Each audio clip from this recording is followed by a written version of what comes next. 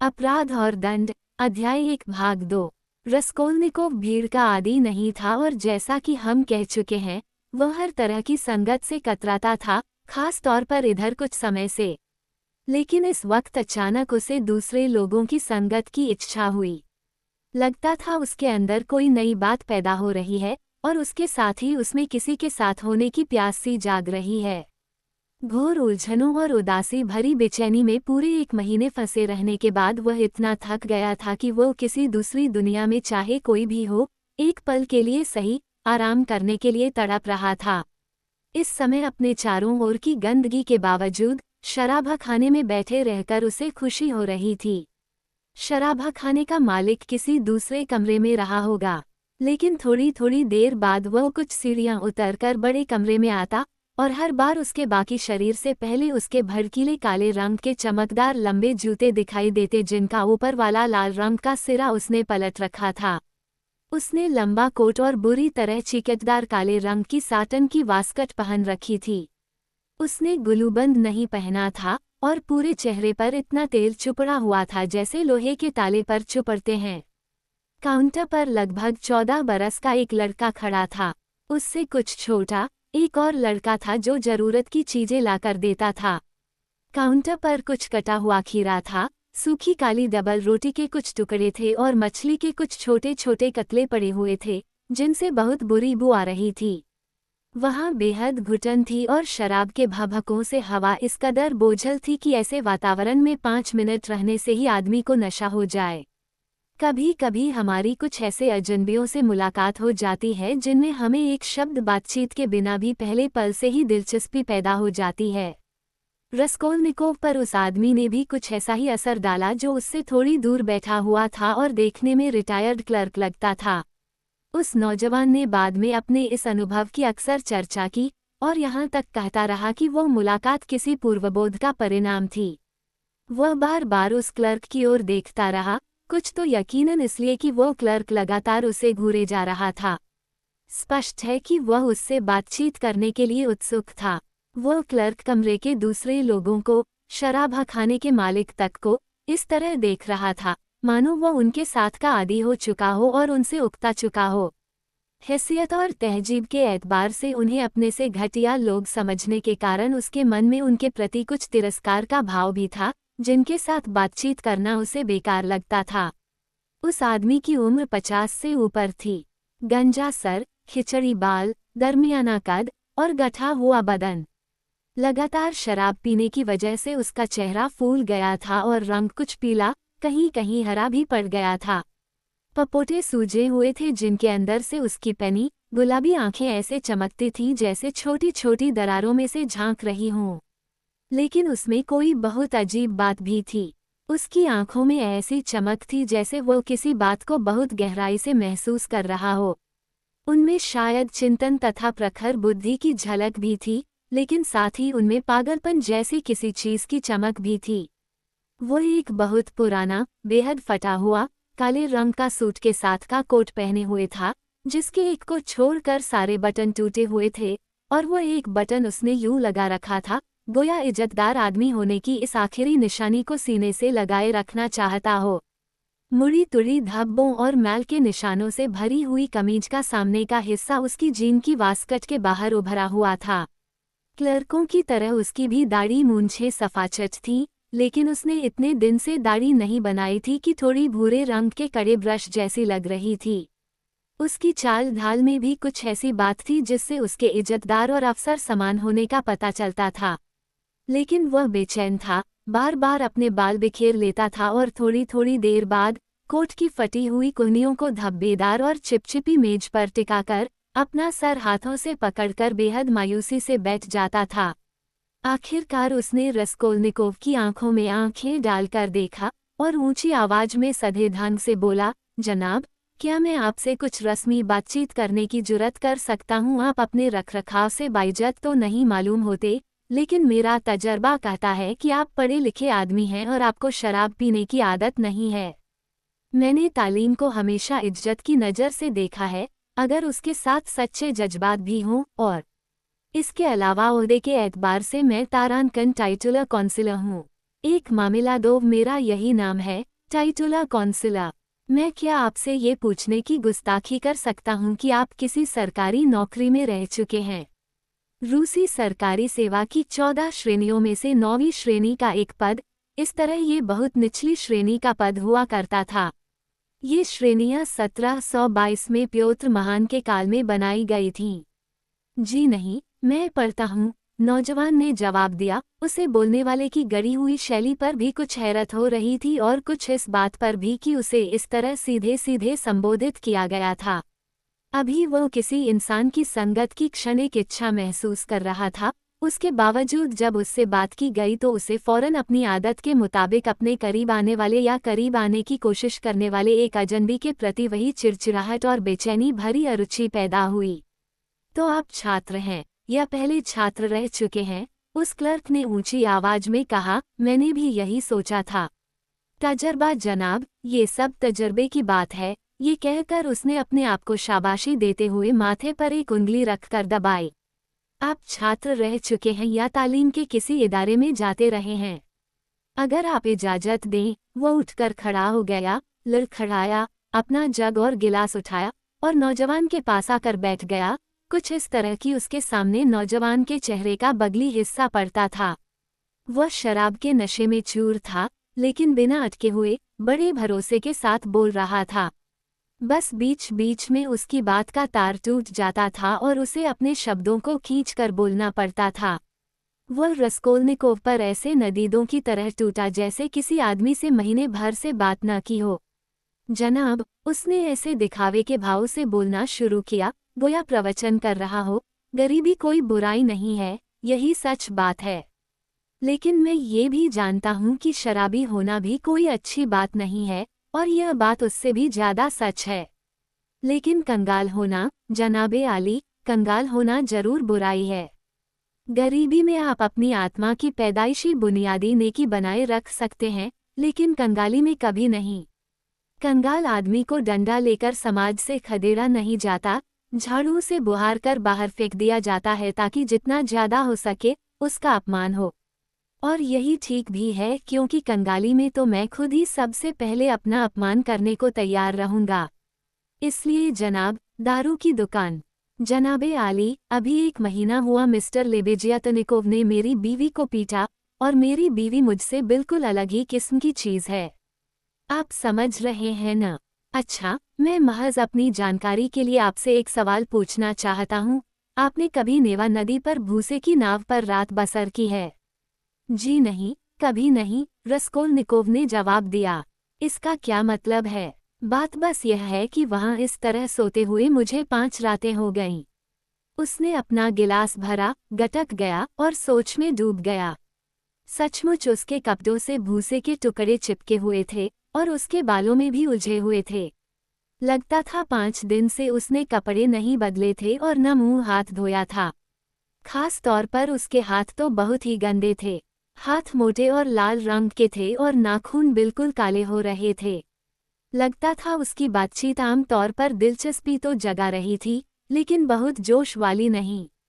Counter पर काम करने वाले लड़के खी खी करके हंसने लगे। शराबा खाने का मालिक खास इस मस्खरे बंदे की बातें सुनने के इरादे से ऊपर वाले कमरे से उतरकर नीचे आ गया और थोड़ी दूर बैठकर अलसाए ढंग से लेकिन गरिमा के साथ जम्हाई लेने लगा। साफ लगता था कि मामिलादोव यहाँ की एक जानी पहचानी हस्ती था, और बहुत मुमकिन था कि उसमें लच्छेदार भाषण की कमजोरी इस वजह से पैदा हुई हो कि उसे शराबखाने में अक्सर तरह तरह के अजनबियों से बातचीत करने की आदत थी। कुछ शराबियों में यह आदत बढ़ते बढ़ते एक जरूरत बन जाती है, खास तौर पर उन लोगों में जिन पर घर में कड़ी नज़र रखी जाती है और जिनकी बहुत बेकदरी की जाती है। इसलिए दूसरे पीने वालों के बीच बैठकर वे अपनी हरकतों को सही ठहराने की और मुमकिन हो तो उनकी हमदर्दी हासिल करने की भी कोशिश करते हैं। मस्खरा बंदा है ये भी। शराबखाने के मालिक ने अपना फरमान सुनाया। आखिर तुम काम क्यों नहीं करते, या अगर तुम किसी नौकरी से लगे हो तो अपनी ड्यूटी पर क्यों नहीं हो? जनाब, मैं अपनी ड्यूटी पर क्यों नहीं हूँ? मामिलादोव ने सिर्फ रस्कोल्निकोव को संबोधित करते हुए अपनी बात जारी रखी, मानो वह सवाल उसी ने पूछा हो। मैं अपनी ड्यूटी पर क्यों नहीं हूँ? क्या ये सोचकर मेरा दिल नहीं दुखता कि मैं एक बेकार की राह हूँ। 1 महीना हुआ मेरी बीवी को मिस्टर लेबेजियतनिकोव ने अपने हाथों से पीटा था और मैं शराब के नशे में धुत पड़ा था। तब क्या मुझे तकलीफ नहीं हुई थी? माफ करना नौजवान, क्या तुम्हारे साथ कभी ऐसा हुआ है? मेरा मतलब है तुम्हें कोई उम्मीद न होते हुए भी किसी से कर्ज के लिए फरियाद करनी पड़ी हो। हाँ, हुआ है। लेकिन कोई उम्मीद न होते हुए भी से आपका क्या मतलब है? हर मानी में कोई उम्मीद न होते हुए, जब तुम्हें पहले से मालूम हो कि तुम्हें कुछ मिलने वाला नहीं है। गोया यूं समझ लो, तुम्हें पूरे यकीन के साथ पहले से मालूम है कि यह आदमी, ये नामी गिरामी शहरी, जिसकी लोग मिसाल देते हैं, किसी भी कीमत पर तुम्हें पैसा देने वाला नहीं है। और सच तो यह है कि मैं पूछता हूँ, वह क्यों पैसा दे?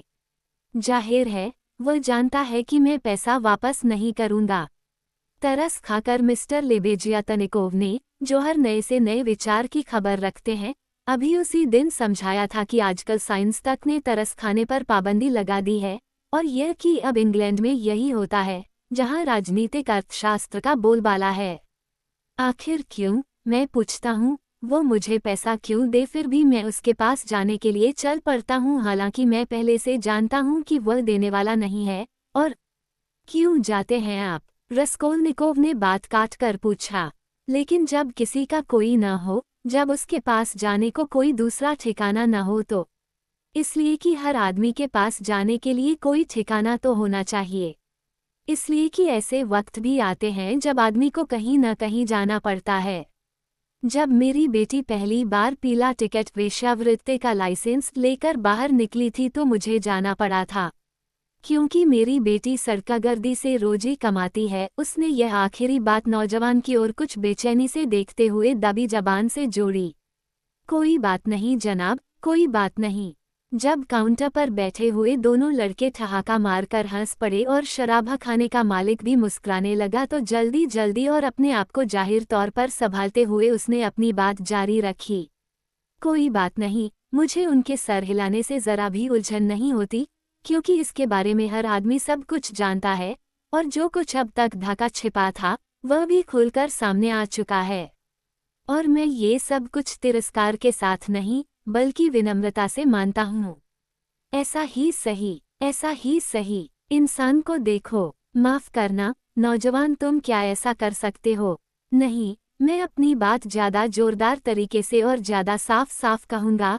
क्या तुम ऐसा कर सकते हो? नहीं, बल्कि क्या तुम में ऐसा करने की हिम्मत है कि मुझे देखकर दावे के साथ कह सको कि मैं सुअर नहीं हूँ? जवाब में नौजवान ने एक शब्द भी नहीं कहा। खैर, भाषण करने वाले ने कमरे में खी खी की आवाज के दबने की राह देखने के बाद एक बार फिर ज्यादा सधी आवाज में पहले से भी ज्यादा मर्यादा के साथ अपनी बात शुरू की। खैर, ऐसा ही सही, मैं तो सुअर हूँ लेकिन वह रईसजादी है। मैं तो जानवर हूँ लेकिन कतेरीना इवोनावना, मेरी धर्मपत्नी, पढ़ी लिखी औरत है और एक अफसर की बेटी है। मान लिया कि मैं लफंगा हूँ, लेकिन वह दिल की हीरा औरत है। उसके दिल में भावनाएं हैं। पढ़ाई लिखाई ने उसकी आत्मा को निखार दिया है। लेकिन फिर भी काश उसके दिल में मेरे लिए भी कुछ दर्द होता। जनाबे आली, आप जानते हैं कि हर आदमी के पास कम से कम एक ठिकाना तो ऐसा होना ही चाहिए जहां लोगों के दिल में उसके लिए भी कुछ दर्द हो। लेकिन कतेरीना इवानोवना, हालांकि वह बड़े दिल की औरत है, लेकिन उसमें इंसाफ नहीं है। लेकिन फिर भी मैं जानता हूँ कि जब वह मेरे बाल पकड़कर घसीटती है तो तरस खाकर ही ऐसा करती है, क्योंकि नौजवान, मुझे एक बार फिर यह बात कहने में ज़रा भी शर्म नहीं आती कि वह मेरे बाल पकड़कर भी घसीटती है। उसने एक बार फिर लोगों को खी करके हंसते सुनकर फिर गरिमा के साथ ऐलान किया, लेकिन हे मेरे भगवान, अगर वह एक बार भी। लेकिन नहीं, बेकार है ये सब कुछ और इसकी बात करने का भी कोई फ़ायदा नहीं। इसलिए कि एक बार नहीं, कई बार मेरी तमन्ना पूरी हुई और कितनी ही बार उसके दिल में मेरा दर्द पैदा हुआ, लेकिन मेरा स्वभाव ही ऐसा है और मैं हूँ एक जनजात जानवर। ठीक कहते हो, शराबा खाने के मालिक ने जम्हाई लेते हुए कहा। मामेलादोव ने जोर से मेज पर मुक्का मारा। मेरा स्वभाव ही ऐसा है। आप जानते हैं जनाब, आपको मालूम है क्या कि शराब के लिए मैंने उसकी लंबी जुराबें तक बेच दी, उसके जूते नहीं। वो तो खैर कमोबेश इतनी बेजा बात ना होती, लेकिन उसकी लंबी जुराबें मैंने शराब के लिए बेच दी। उसकी जुराबें, उसकी पश्मीने की शाल भी मैंने शराब के लिए बेच दी। वो उसे बहुत पहले तोहफे में मिली थी, उसकी अपनी चीज़ थी, मेरी नहीं थी। हम लोग ठिठुरते हुए एक ठंडे कमरे में रहते हैं और वो इस बार जाड़े में सर्दी खा गई और उसे खांसी आने लगी है, साथ में खून भी आता है। हमारे 3 छोटे छोटे बच्चे हैं और कतेरीना इवानोवना सवेरे से रात तक काम में जुटी रहती है, झाड़ू बुहारू करती है, सारे कपड़े वगैरह धोती है और बच्चों को नहलाती धुलाती है, क्योंकि उसे बचपन से सफाई की आदत रही है। लेकिन उसका सीना कमजोर है और तपेदिक हो जाने का डर लगा रहता है, और मैं इस बात को महसूस करता हूँ। क्या आप ये सोचते हैं कि मैं इस बात का महसूस नहीं करता? मैं जितनी ज्यादा पीता हूँ, उतना ही ज्यादा इस बात को महसूस करता हूँ। पीता भी मैं इसलिए हूँ। शराब में मैं हमदर्दी खोजता हूँ और चाहता हूँ कि मुझ पर कोई तरस खाए। मैं पीता इसलिए हूँ कि मुझे दोगुनी तकलीफ हो। ये कहकर, गोया निराश होकर उसने अपना सिर मेज पर टिका लिया। नौजवान, उसने सर उठाकर फिर कहना शुरू किया, तुम्हारे चेहरे में मुझे अपनी तकलीफ की कुछ झलक दिखाई देती है। जब तुम अंदर आए, तभी मैंने इसकी झलक पा ली थी, और इसीलिए मैंने फौरन तुमसे बातें करने का सिलसिला छेड़ा था। तुम्हारे सामने अगर मैं अपनी जिंदगी की दास्तान खोलकर रखना चाहता हूँ तो इसलिए नहीं कि इन निठल्ले सुनने वालों के सामने अपनी हंसी उड़वाऊं, जिन्हें यूं भी सब कुछ मालूम है, बल्कि इसलिए कि मुझे ऐसे आदमी की तलाश है जिसके दिल में दूसरों का दर्द हो और जो पढ़ा लिखा हो। तो मैं बता रहा था कि मेरी बीवी रईसों की बेटियों के उम्दा स्कूल की पढ़ी हुई है, और स्कूल छोड़ते वक्त उसने गवर्नर साहब के और दूसरी बड़ी बड़ी हस्तियों के सामने शालवाला नाच पेश किया था, और उसे इनाम में सोने का एक मेडल और प्रशंसा पत्र दिया गया था। मेडल, खैर मेडल तो जाहिर है बेच दिया गया था बहुत पहले ही, लेकिन वह प्रशंसा पत्र अभी तक उसके संदूक में रखा है और अभी बहुत दिन नहीं हुए उसने मकान मालकिन को वह दिखाया था। यूं तो मकान मालकिन से उसकी कभी नहीं बनी, लेकिन वह किसी न किसी को अपने पिछले कमालों के बारे में और बीते हुए सुख के दिनों के बारे में बताना चाहती है। इसके लिए मैं उसे बुरा नहीं कहता, उसे कोई दोष नहीं देता, क्योंकि उसके पास बीते हुए दिनों की इन यादों के अलावा बचा ही क्या है, बाकी सब तो मिट्टी में मिल चुका। जी हाँ, बड़े दिल गुर्दे वाली खानदानी औरत है, कभी किसी के आगे सर नहीं झुकाया, और जो जी में ठान लिया उसे पूरा करके छोड़ा। अपने हाथ से झाड़ू देती है और खाने को काली रोटी के अलावा कुछ होती भी नहीं, लेकिन मजाल है कि कोई उसके साथ बेइज्जती का सलूक कर दे। इसलिए तो मिस्टर लेबेजियातनिकोव ने उसके साथ जो बदतमीजी की, उसे वह अनदेखा करने को तैयार नहीं थी, और यही वजह है कि उन्होंने जब इस बात पर उसकी पिटाई की तो उसने चारपाई पकड़ ली। जो चोट लगी थी उसकी वजह से इतना नहीं, जितना इस वजह से कि उसकी भावनाओं को ठेस पहुंची थी।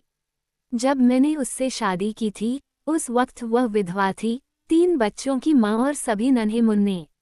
उसने अपने पति से, जो पैदल सेना में अफसर था, प्रेम करके शादी की थी, और बाप के घर से उसके साथ भागी थी। उसे बेहद लगाव था अपने पति से, लेकिन वह जुआ खेलने लगा, मुकदमे में फंस गया और उसी हालत में मरा भी। आखिर में वह उसे मारने पीटने लगा था, हालांकि वह भी जवाब में उसकी पिटाई करती थी, जिसका मेरे पास पक्का लिखित सबूत है। लेकिन आज भी वह जब उसकी बात करती है तो उसकी आंखों में आंसू भर आते हैं और वो हमेशा उसका हवाला देकर मुझे ताने देती रहती है। और मुझे खुशी है, इस बात की खुशी है कि कल्पना में ही सही, वह अपने बारे में सोचती तो है कि वह कभी सुखी थी। तो उसके मरने के बाद वह दूर दराज के एक बीहड़ इलाके में 3 बच्चों के साथ अकेली रह गई।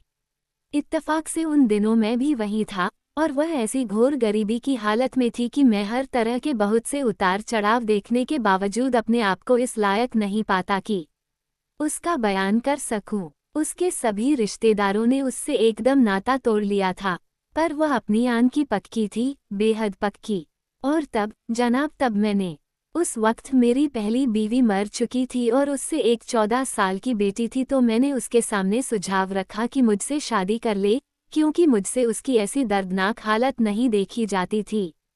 आप उसकी मुसीबतों का अंदाजा इस बात से लगा सकते हैं कि वह इतनी पढ़ी लिखी, इतनी सलीकेमंद, सचमुच ऐसे ऊंचे खानदान की औरत मेरी बीवी बनने को राजी हो गई। सचमुच राजी हो गई। रोते और सिसकते हुए, अपने हाथ मलते हुए उसने मुझसे शादी कर ली, क्योंकि उसके पास कोई और ठिकाना नहीं था। आप समझते हैं जनाब, आप समझते हैं न कि क्या मतलब होता है इसका, जब आपके पास एकदम कोई ठिकाना न हो। नहीं, आप अभी यह बात नहीं समझते। तो पूरे 1 साल तक मैं अपने सारे फर्ज ईमानदारी और वफादारी के साथ पूरे करता रहा, और इसे छुआ तक नहीं, ये कहकर उसने उंगली से अपने जग को टिकटिकाया, क्योंकि मेरे दिल में भी दर्द है, भावनाएं हैं। लेकिन ये सब करके भी मैं उसे खुश नहीं कर सका। और फिर मेरी नौकरी भी छूट गई, पर उसमें मेरा कोई कसूर नहीं था, बल्कि दफ्तर में ही कुछ हेर फेर हो गए थे, और तब मैंने इसे छुआ। कुछ ही दिनों में 1.5 साल हो जाएंगे उस बात को, जब हम कई जगह भटकने के बाद, कितनी ही मुसीबतें झेलने के बाद अनगिनत स्मारकों से सजी इस शानदार राजधानी में पहुंचे थे। यहाँ मुझे एक नौकरी मिल भी गई और छूट भी गई। आप समझ रहे हैं, इस बार नौकरी मेरी अपनी गलती से गई, क्योंकि मेरी ये कमजोरी उभर आई थी। अब हमारे पास अमालिया फ्योदोरोवना लिप्पेवक्सेल के यहाँ एक कमरे का एक हिस्सा है, पर मैं यह नहीं बता सकता कि कहाँ से हम अपनी गुजर बसर करते हैं और कहाँ से अपना किराया भरते हैं। वहाँ हमारे अलावा और भी बहुत से लोग रहते हैं।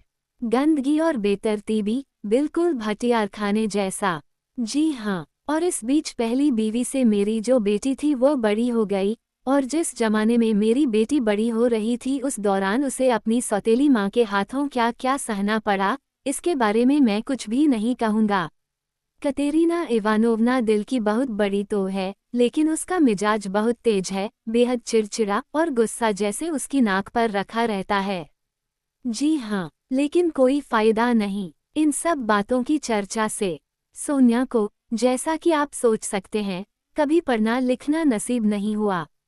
4 साल पहले मैंने उसे भूगोल और दुनिया का इतिहास पढ़ाने की कोशिश की थी, लेकिन ये विषय मुझे खुद अच्छी तरह नहीं आते थे। हमारे पास ढंग की किताबें भी नहीं थीं, और जो थोड़ी बहुत किताबें थीं भी, बहरहाल अब तो वे भी नहीं रह गईं हमारे पास। हमारा पढ़ने लिखने का सारा सिलसिला खत्म हो गया। हम फारस के बादशाह साइरस तक पहुंचकर उससे आगे नहीं बढ़ सके। जब से वह जवान हो चली, उसने कुछ और रोमांटिक किस्म की किताबें पढ़ी हैं, और भी इधर हाल में उसने बड़ी दिलचस्पी से एक किताब पढ़ी है जो उसे मिस्टर लेबेज्यातनिकोव के जरिए मिली थी, जॉर्ज लेबिस की शरीरक्रिया। आप जानते तो होंगे इस किताब को। उसने हमें उसके कुछ हिस्से सुनाए भी थे, तो बस यही है उसकी कुल पढ़ाई। और अब क्या मैं आपसे, जनाबे आली, अपनी खातिर एक निजी किस्म का सवाल पूछने की हिम्मत कर सकता हूँ? क्या आप सोचते हैं कि कोई गरीब इज्जतदार लड़की ईमानदारी से काम करके काफ़ी पैसा कमा सकती है? अगर वह इज्जतदार है और उसमें कोई खास हुनर नहीं है, दिन भर में 15 टके नहीं कमा सकती, और इतना भी कमाएगी तब जब वह अपने काम में पल भर को दम न ले। और बात इतनी ही नहीं है। इवान इवानोविच क्लापस्टाक ने, वही जो सिविल काउंसिलर हैं, आपने उनका नाम सुना तो होगा, उससे लिनेन की जो आधा दर्जन कमीजें बनवाई थीं, उनके पैसे आज तक उसे नहीं दिए, बल्कि उल्टे उसे झिड़क कर भगा दिया। उन्होंने बहुत पांव पटके और उसे बहुत बुरा भला कहा। बहाना ये बनाया कि कमीजों के काला वैसे नहीं थे जैसे नमूने की कमीज में थे, और टेढ़े लगे थे। इधर छोटे छोटे बच्चे भूखे थे। कतेरीना इवानोवना हाथ मलते हुए इधर से उधर टहल रही थी, गाल तमतमाए हुए, जैसा कि इस बीमारी में हमेशा हो जाता है। बोली, यहाँ हमारे मत्थे रहती है, खाती है, पीती है और गर्म कमरे का मजा भी लेती है, काम करते छाती फटती है। और क्या मिलता है उसे खाने पीने को, जबकि नन्हे बच्चों को 3-3 दिन एक और नसीब नहीं होता। और उस वक्त मैं पड़ा हुआ था। उससे क्या होता है? मैं शराब के नशे में धुत था और मैंने सोनिया को बोलते सुना, बहुत फूसी बच्ची है, बहुत कोमल और धीमी आवाज है उसकी। सुनहरे बाल और चेहरा ऐसा पीला और दुबला पतला कि पूछिए नहीं। वह बोली, कतेरीना इवानोवना, क्या आप सचमुच मुझसे वही काम करवाना चाहती हैं? और दारिया फ्रांसोवना जैसी बदचलन औरत, जिसे पुलिस अच्छी तरह जानती है, 2-3 बार मकान मालकिन के जरिए उसे घेरने की कोशिश कर चुकी थी। क्यों? हर्जी क्या है? कतेरीना इवानोवना ने ताने से कहा, तुम कहाँ की ऐसी अनमोल रत्न लिए हुए हो कि तुम्हें सहेज कर रखा जाए। लेकिन उसे दोष न दीजिए साहब, उसे दोष न दीजिए। जिस वक्त उसने यह बात कही थी उस वक्त वह आपे में नहीं थी। अपनी बीमारी की वजह से और भूखे बच्चों के रोने बिलखने की वजह से उसके होश उस वक्त ठिकाने नहीं थे। उसने वह बात किसी और वजह से नहीं, बस उसे चोट पहुंचाने के लिए कही थी। क्योंकि कतेरीना इवोनावना का ऐसा ही स्वभाव है और जब बच्चे रोने लगते हैं, चाहे वे भूख से क्यों न रो रहे हों, वो फौरन उन्हें धुन कर रख देती है। कोई 6 बजे मैंने देखा कि सोनिया उठी, सर पर रुमाल बांधा, कंधे पर बिना आस्तीन का कोट डाला और कमरे के बाहर चली गई। वो लगभग 9 बजे लौटी। सीधे कतेरीना इवानोवना के पास गई और चुपचाप उनके सामने मेज पर 30 रूबल रख दिए। उसने एक बात भी नहीं कही, उनकी ओर देखा तक नहीं, बस हमारी बड़ी सी हरे रंग की जनाना शाल उठाई। हम लोगों के पास बस एक शाल है, जनाना, और उसे सिर तक ओढ़कर दीवार की तरफ मुंह करके चारपाई पर लेट गई।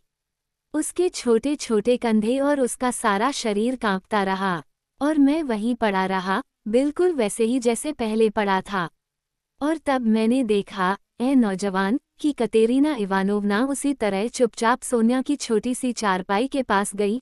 सारी रात घुटनों के बल बैठी सोनिया के पांव चूमती रही, किसी तरह वहां से उठने का नाम न लिया, और फिर दोनों एक दूसरे की बाहों में लिपट कर सो गईं। एक साथ। जी हाँ, और मैं शराब के नशे में धुत पड़ा रहा। मामिलादोव अचानक चुप हो गया, गोया उसकी आवाज जवाब दे गई हो। फिर उसने जल्दी जल्दी अपना गिलास भरा, गटका और अपना गला साफ किया। तो उसी वक्त से साहब, कुछ देर रुककर उसने फिर कहना शुरू किया, उसी वक्त से, कुछ तो बदनसीबी के हालात पैदा हो जाने की वजह से और कुछ बुरा चाहने वाले लोगों के कान भरने की वजह से, जिसमें दारिया फ्रांत्सोवना ने इस बहाने की आड़ लेकर कि उसके साथ इज्जत का सलूक नहीं किया गया था, बहुत बढ़ चढ़कर हिस्सा लिया। उसी वक्त से मेरी बेटी सोनिया सेम्योनोवना को मजबूर होकर पीला टिकट लेना पड़ा और इस वजह से वह अब हमारे साथ नहीं रह सकती। हमारी मकान मालकिन अमालिया फ्योदोनोवना इस बात को सुनने तक को तैयार नहीं है, हालांकि पहले उसी ने दारिया फ्रांत्सोवना को बढ़ावा दिया था और मिस्टर लेबेजियातनिकोव भी। उनके और कतेरीना इवानोवना के बीच जो बखेड़ा हुआ था वह सारा सोनिया को लेकर हुआ। पहले तो वह खुद सोनिया पर डोरे डाल रहे थे, पर फिर अचानक उन्हें अपनी मान मर्यादा का बहुत ख्याल पैदा हो गया। बोले, मेरे जैसा इतना पढ़ा लिखा आदमी उस जैसी लड़की के साथ उसी घर में कैसे रह सकता है? तो कतेरीना इवानोवना भला कब ऐसी बात बर्दाश्त करने वाली थी? उसने डटकर उसकी तरफदारी की। तो सारा किस्सा ये था। सो अब सोनिया हमारे यहाँ आती भी है तो ज़्यादातर अंधेरा हो जाने के बाद कतेरीना इवानोवना को तसल्ली देती है और जो कुछ बन पड़ता है, दे जाती है। उसने कापरनाउमोव के यहाँ एक कमरा ले रखा है, उसी के यहाँ किराए पर रहती है। कापरनाउमोव एक दर्जी है, लंगड़ा है और हकलाता है, उसके परिवार के सभी लोग हकलाते हैं और उसकी बीवी भी हकलाती है। वे सभी एक कमरे में रहते हैं, लेकिन सोनिया के पास अपना कमरा है, जो आड़ लगा कर अलग कर दिया गया है। वे सब बहुत गरीब लोग हैं और सभी हकलाते हैं। जी हाँ, तो मैं सवेरे उठा, अपने फटे पुराने कपड़े पहने, दोनों हाथ आसमान की तरफ उठाकर दुआ मांगी और महामहिम इवान अफानासोविच के यहाँ जाने के लिए चल पड़ा।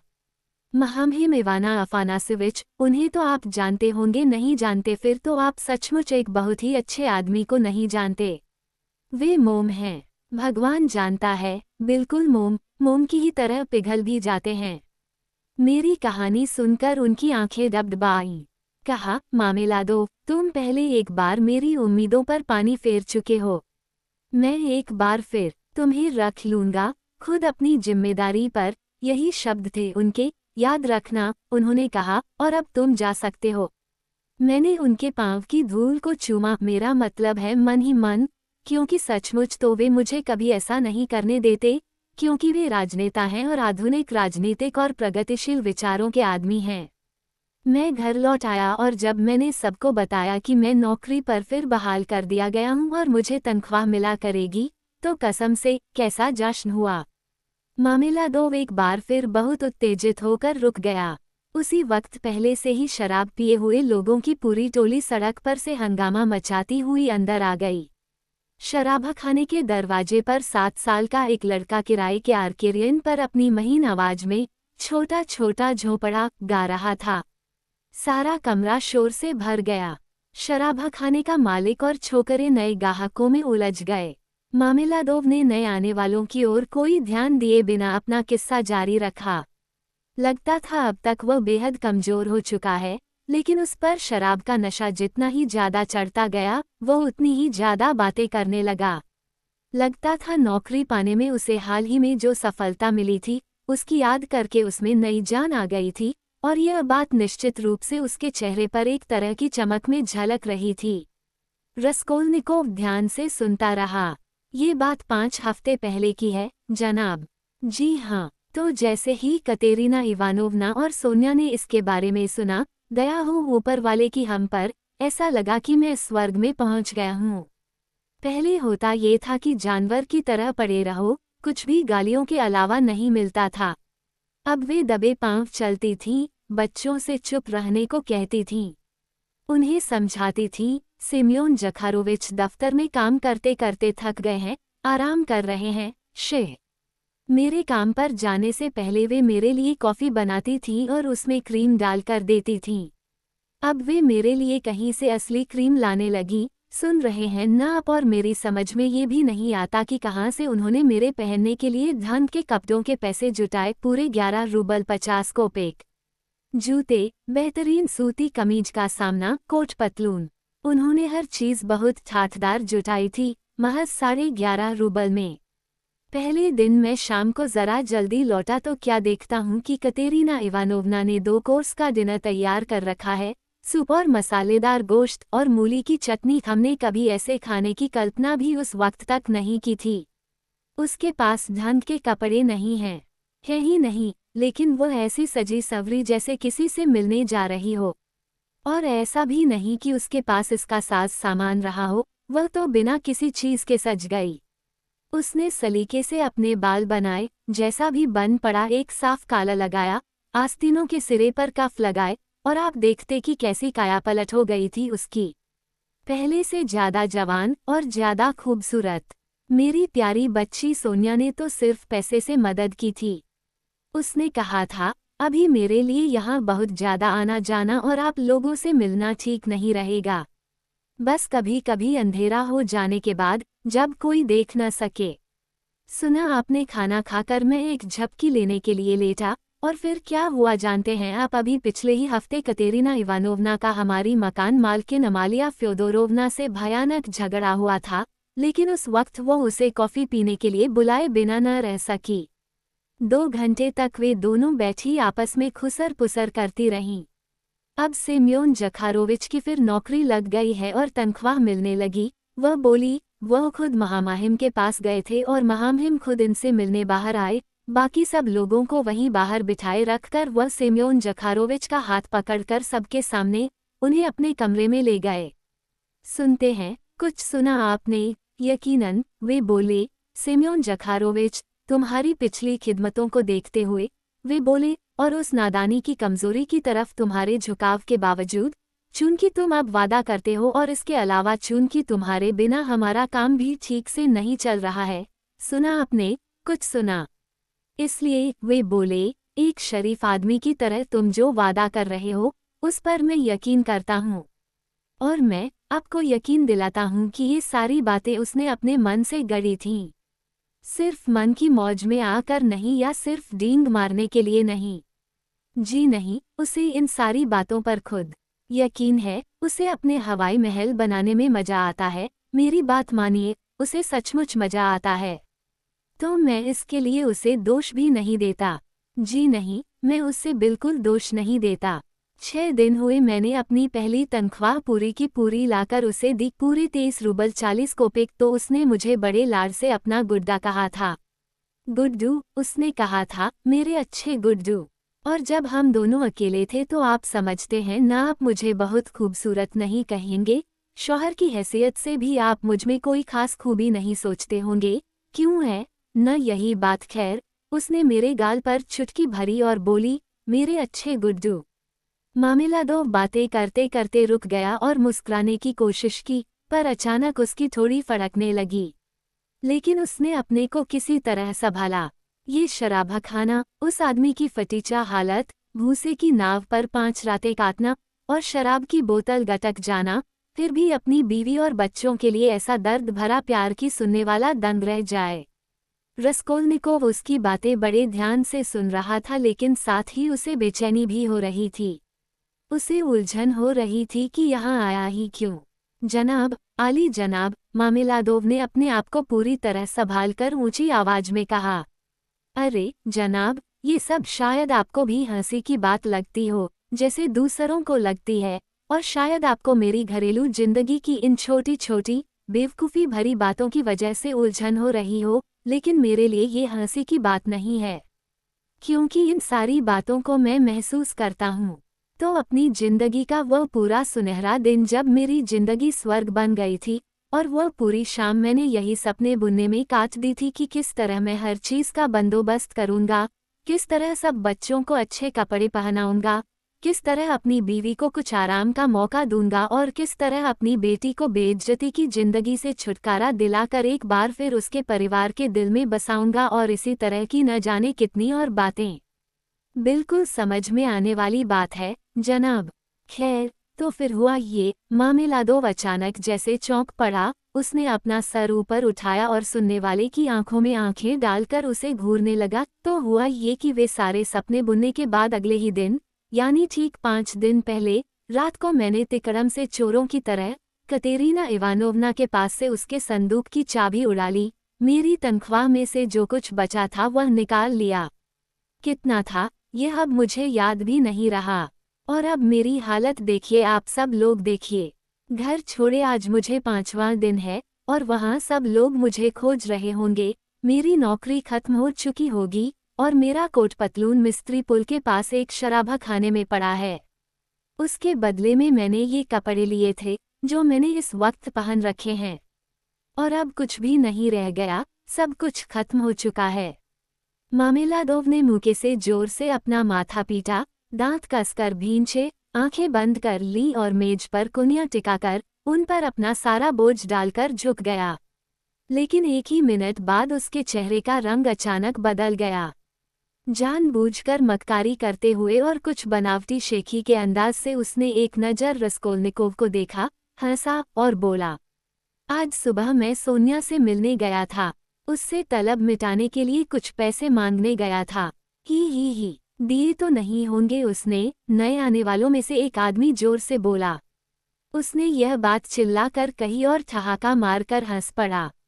ये बोतल तो खरीदी गई है उसी के पैसे से, मामिलादोव ने सिर्फ रसकोल्निकोव को संबोधित करते हुए कहा। 30 कोपेक उसने अपने हाथ से मुझे दिए थे। ये आखिरी पैसे थे उसके, कल उसके पास इतने ही थे, मैंने अपनी आंखों देखा था। कुछ बोली नहीं, बस कुछ कहे बिना मेरी ओर देखा। इस तरह किसी को दोष दिए बिना इंसानों का मातम यहाँ इस धरती पर नहीं, वहाँ ऊपर किया जाता है। उन पर रोते हैं लेकिन कोई दोष नहीं देते उन्हें। लेकिन उससे ज़्यादा तकलीफ होती है जब कोई दोष नहीं देता, तो ज़्यादा तकलीफ होती है। 30 कोपेक, जी हाँ, हो सकता है उसे उनकी ज़रूरत पड़े। क्यों, आपका क्या ख्याल है जनाब? उसे भी तो अब बड़े बनाव सिंगार से रहना पड़ता है। पैसा लगता है इस सज धज में, इस खास किस्म की सज धज में। आप जानते ही होंगे, समझ रहे हैं ना आप? और फिर देखिए ना, पाउडर क्रीम का भी तो खर्च है। उसे तो सभी चीज़ों की ज़रूरत है, बढ़िया घेरेदार साया, कल्फ लगा हुआ, जूतियाँ भी होनी चाहिए, सचमुच बाकी जूतियाँ, ताकि जब वो कीचड़ भरा गड्ढा पार करने को कदम उठाए तो सबकी नज़रें उसके पाँव पर जम कर रह जाएं। आप समझ रहे हैं ना जनाब? आप जानते ही होंगे कि इस सारी सज धज का मतलब क्या होता है। और एक मैं हूँ, उसका सगा बाप, कि उस पैसे में से भी 30 कोपेक शराब पीने के लिए मार लाया। और मैं वही शराब पी रहा हूँ, बल्कि पी चुका हूँ। बताइए, मुझ जैसे आदमी पर कौन तरस खाएगा? बोलिए, आपको मुझे देखकर अफसोस होता है कि नहीं जनाब? बताइए, आपको दुख होता है कि नहीं? ही, वह अपना गिलास फिर भर लेना चाहता था, लेकिन शराब बची ही नहीं थी। बोतल खाली थी। तुम पर कोई क्यों तरस खाए? शराबखाने के मालिक ने फिर उसके पास आकर ऊंची आवाज में पूछा। इसके बाद ठहाकेदार हंसी और ऊंची आवाज में गालियों का शोर सुनाई दिया। ये ठहाके और गालियां उन लोगों की थीं जो उसकी बातें सुन रहे थे और उनकी भी जिन्होंने कुछ भी नहीं सुना था, बल्कि नौकरी से निकाल दिए गए उस सरकारी क्लर्क को देख भर रहे थे। तरस खाए, मुझ पर कोई क्यों तरस खाए? मामिलादोव अचानक अपना हाथ आगे बढ़ाकर खड़ा हो गया और भाषण देने लगा, गोया इसी सवाल की राह देख रहा था। मुझ पर कोई क्यों तरस खाए? आप कहते हैं जी हाँ। कोई वजह नहीं कि मुझ पर कोई तरस खाए। मुझ पर तरस नहीं खाया जाना चाहिए, मुझे तो फांसी पर लटकाया जाना चाहिए, सूली चढ़ा देना चाहिए। मुझे सूली पर चढ़ा दो, ए इंसाफ करने वालों, मुझे सूली पर चढ़ा दो, लेकिन मुझ पर तरस खाओ। और फिर मैं सूली पर चढ़ने के लिए अपने आप चला जाऊंगा, क्योंकि मैं खुशी नहीं ढूंढ रहा हूँ, मुझे तो बस आंसुओं की और दर्द की तलाश है। क्या तुम ये बात समझते हो, तुम जो कि शराब बेचते हो, कि तुम्हारा यह अधा मुझे पीने में मीठा लगा, इसकी तलछट में मुझे दर्द की तलाश थी, आंसुओं की और दर्द की, और सो मुझे मिल गया। सो मैंने उसे चखा, लेकिन मुझ पर तरस खाएगा वह ऊपर वाला जिसके दिल में हर इंसान के लिए रहम है, जिसने हर इंसान को और हर चीज को समझा है, और वही एक इंसाफ करने वाला भी है। वो उस दिन आएगा और पूछेगा, कहाँ है वह बेटी जिसने अपनी चिड़चिड़ी तपेदिक की मरीज सौतेली माँ के लिए, किसी और के नन्हे मुन्ने बच्चों के लिए अपने आप को कुर्बान कर दिया? कहाँ है वो बेटी जिसने एक गंदे शराबी की, अपने दुनियावी बाप की दरिंदगी से जरा भी डरे बिना उस पर तरस खाया? और वो कहेगा, मेरे पास आ, मैं एक बार तुझे माफ कर चुका हूँ, मैंने तुझे एक बार पहले भी माफ किया है, तेरे वे गुनाह बख्शे जाते हैं जिनकी कोई हद नहीं है, क्योंकि तूने बहुत प्यार किया है। और वह मेरी सोनिया को माफ कर देगा, माफ कर देगा। मैं जानता हूँ, अभी जब मैं उसके पास था, मुझे दिल में ऐसा ही लग रहा था। और वह करेगा इंसाफ और कर देगा सबको माफ, अच्छों को भी और बुरों को भी, उन्हें भी जो समझदार हैं और उन्हें भी जो नादान हैं। और जब वह उन सबको निपटा चुका होगा तब हमें बुलाएगा, कहेगा, तुम भी आओ, आगे आओ, ए शराबियों, आगे आओ, तुम लोग जो कि कमजोर हो, आगे आओ ए बेशर्म लोगो। और हम सब आगे बढ़ेंगे, बिना किसी शर्म के, और जाकर उसके सामने खड़े हो जाएंगे। और वो हमसे कहेगा, सुअर हो तुम लोग, जानवरों के सांचे में ढले हुए हो, तुम्हारे ऊपर दरिंदगी की छाप है, लेकिन आओ, तुम भी आओ। और जो लोग अक्लमंद हैं, जो समझदार हैं, वे कहेंगे, या खुदा, तू अपने पास क्यों इन लोगों को बुला रहा है? और वो कहेगा, मैं इन्हें अपने पास इसलिए बुला रहा हूँ, ए अक्ल वालों, मैं इन्हें इसलिए अपने पास बुला रहा हूँ, ए समझदारों की इनमें से एक भी अपने आप को इसके लायक नहीं समझता था। फिर वह हमारी ओर अपने हाथ बढ़ाएगा और हम उसके कदमों पर गिर पड़ेंगे। हम रोएंगे, गिड़गिड़ाएंगे, और हर बात हमारी समझ में आ जाएगी। उस वक्त हर बात हमारी समझ में आ जाएगी, सबकी समझ में आ जाएगी, कतेरीना इवानोवना समेत। ... ए मालिक, बना रहे तेरा राज। ये कहकर वह निढाल, एकदम बेबस होकर बेंच पर बैठ गया। उसने किसी की ओर नहीं देखा, उसे अपने इर्द गिर्द की कोई खबर ही नहीं थी और वह गहरे सोच में डूबा हुआ था। उसके शब्दों का कुछ असर हुआ था। एक पल खामोशी रही, लेकिन थोड़ी ही देर में फिर ठहाके और गालियां सुनाई देने लगीं। यह इसकी अपनी समझ है, बेवकूफ़ी की बातें करता है, हाकिम है न, वगैरह वगैरह। आइए चलें साहब, मामिलादोव ने अचानक अपना सर उठाकर रसकोल्निकोव को संबोधित करते हुए कहा।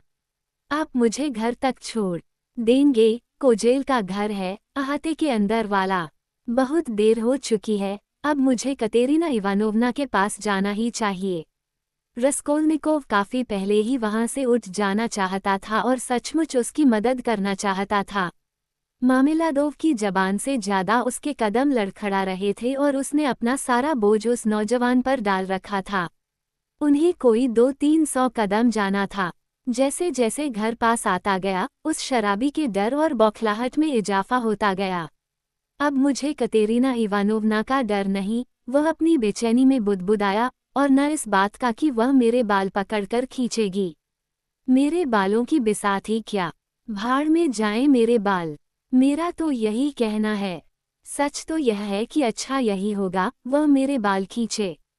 उससे मुझे डर नहीं लगता, मुझे डर लगता है उसकी आंखों से। जी हाँ, उसकी आंखों से। उसके गालों की तमतमाहट से भी डर लगता है, और उसके सांस लेने से भी।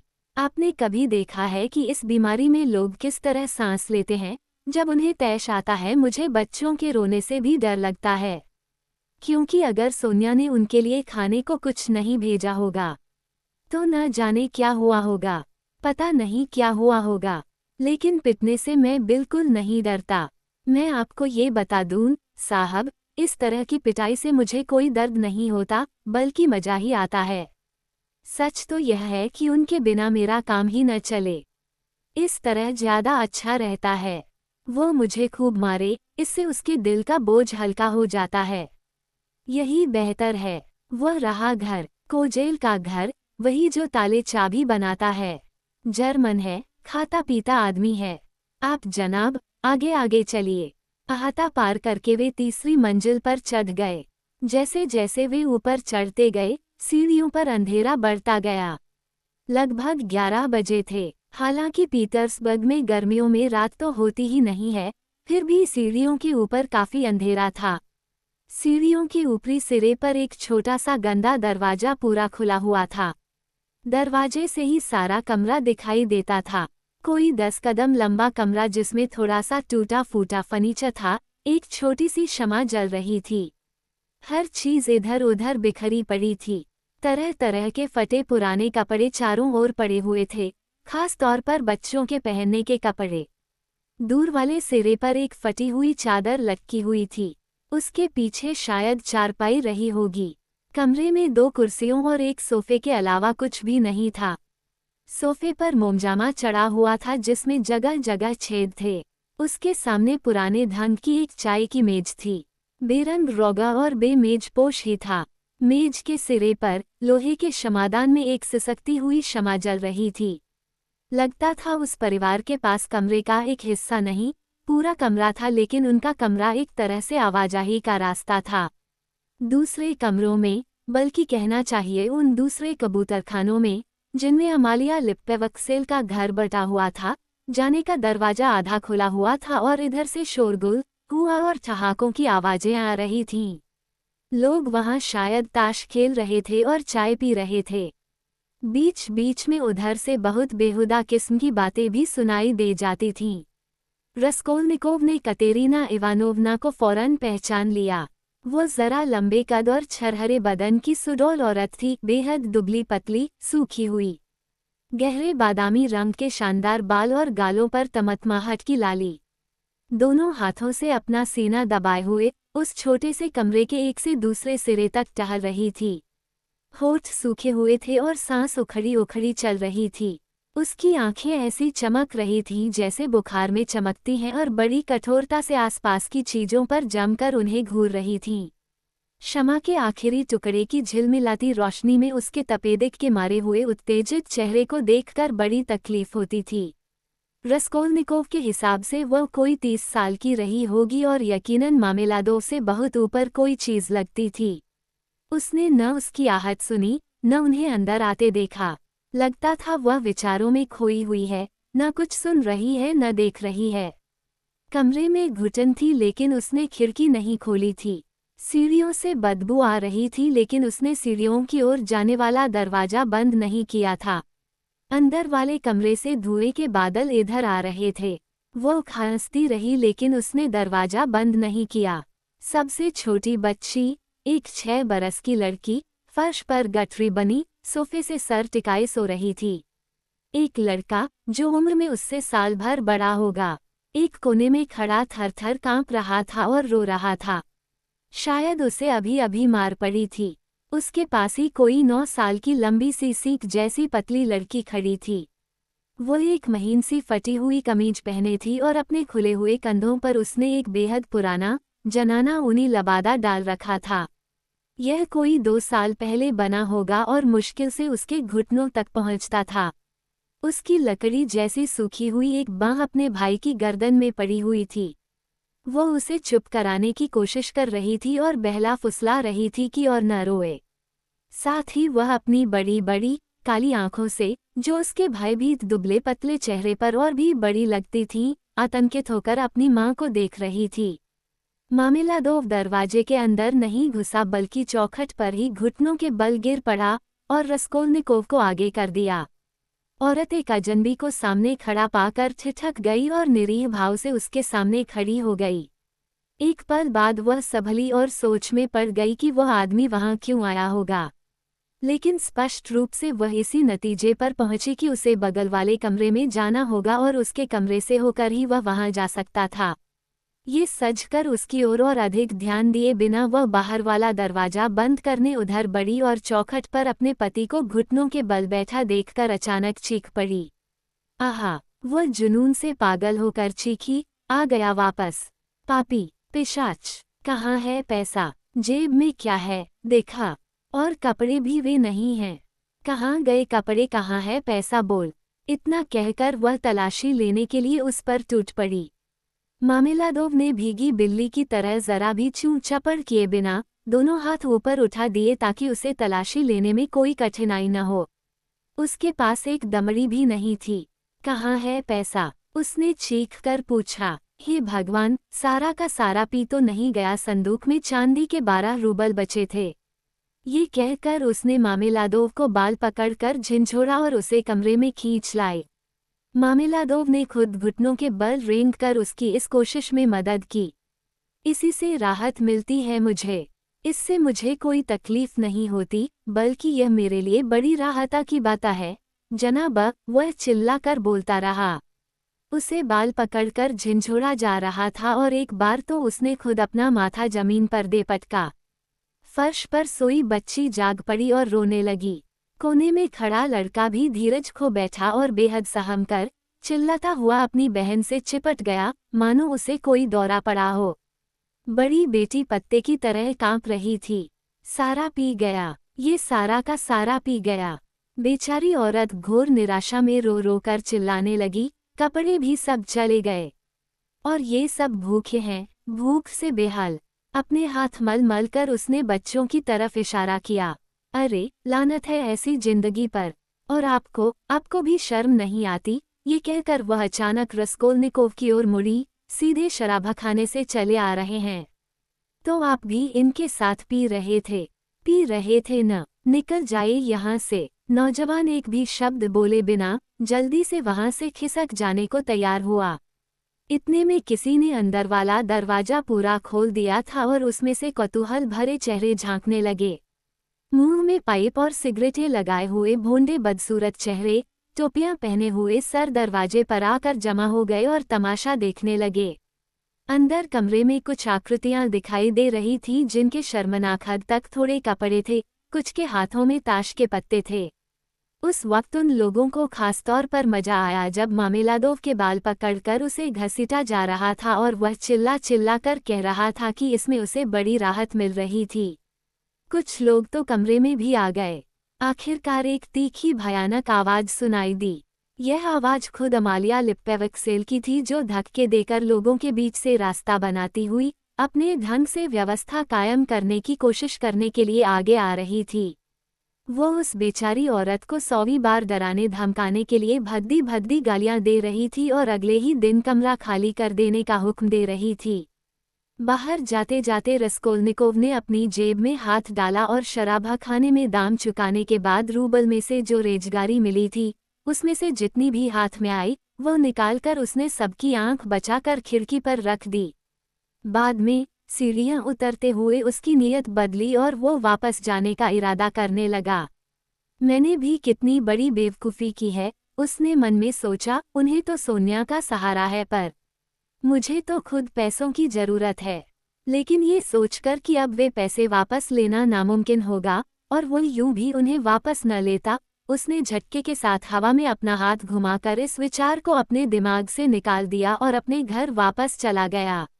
सोनिया को क्रीम पाउडर की भी तो जरूरत है, उसने सड़क पर चलते चलते कहा और बड़ी तल्खी से हंसा। ऐसी सज धज में पैसा लगता है।